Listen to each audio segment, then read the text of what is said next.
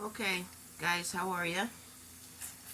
Kester and Coco here with a strange thing I did. So, I had a pork tenderloin and I cut it into medallions.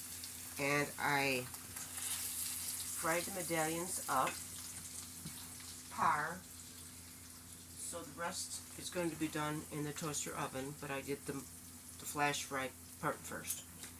Now, the rind, I cooked it about, I don't know, I gave it 30 minutes and then gave it 30 more minutes. And the rind is all cooked and it rendered, I seasoned the rind. And the oil that it left, I'm going to leave in there. Now, I didn't know if I should put to elevate it so it's not laying in it, instead of putting on a rack, I thought, why don't I just put the pork medallions on the rind for flavor and drainage and I don't know. I never did it. So, being a scientist, I do like to experiment to live long. So let's just see how many of these we can get in here.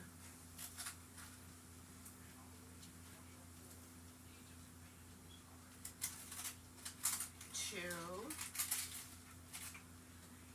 I'm going to say 3 for sure. So now I'm going to put these in the toaster oven and I'm going to give them 5 minutes on each side at 400. And that won't be the finished product. I mean, then I'm going to use that for something else. And as you do things with it, it cooks longer. But it's pork, and pork, like the beef, like the steaks, cooks really quick when you do the flash fry method and then you put it into the toaster oven. So I'm kind of excited, and I'm going to pause it instead of stopping it so that you can see what I did as I did it. Kind of fun, right? Alright, so the toaster oven just went ding. So I'm going to pull it out and turn them. I have a cheese board, 2 of them.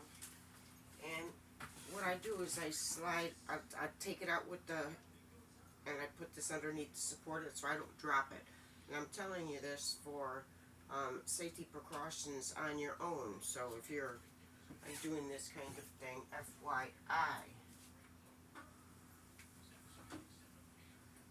Because truthfully,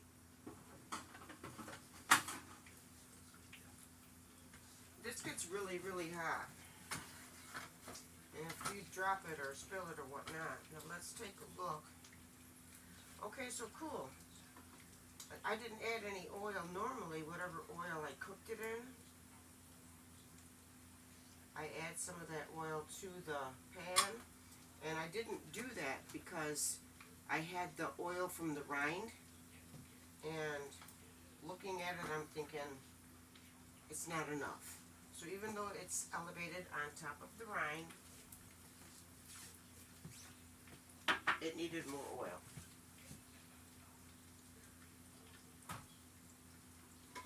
So, just going to turn it and give it 5 more minutes.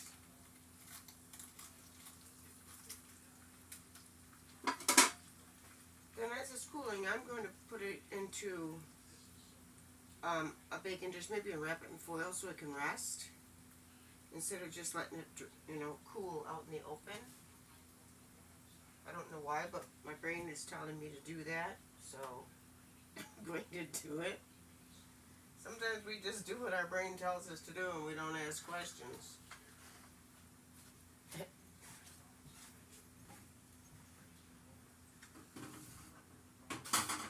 Alright, so that's going back into the toaster oven for 5 more minutes. I think this first time around it had 6 minutes, but it is pork, so who cares? You can't go wrong. 5 minutes, 6 minutes, whatever the case may be.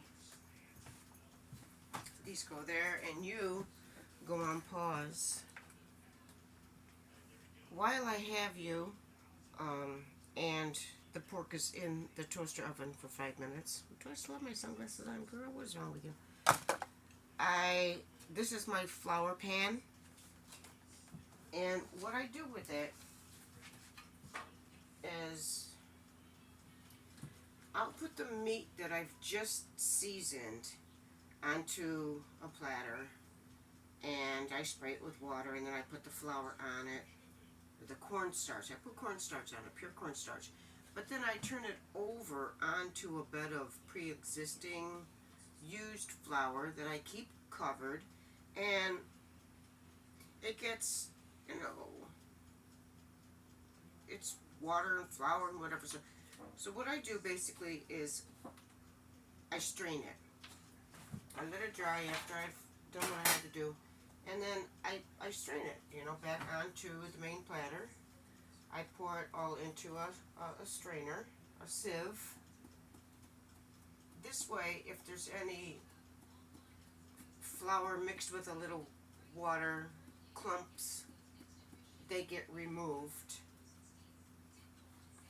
or sifted, and they dry. And what's so valuable about this, instead of throwing it out, is that when you're making gravy, you have seasoned flour to add to it. You could buy seasoned flour, but if you've got your own seasoned flour, it's got all your favorite seasonings in it. And, the old waste not, want not tradition.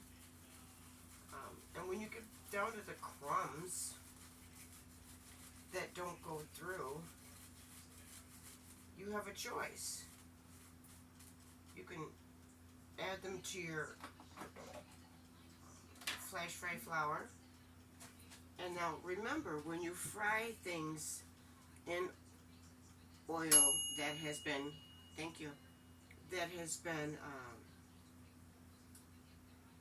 cooled, and you pour off the oil, there's a sediment at the bottom, and you collect the sediment.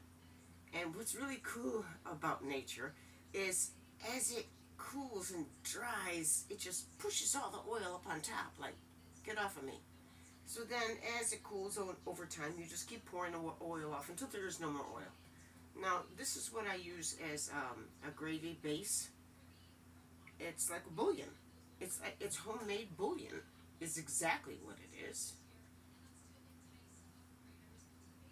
So the crumbs of seasoning, you can just pour over your bouillon. I hate throwing anything away.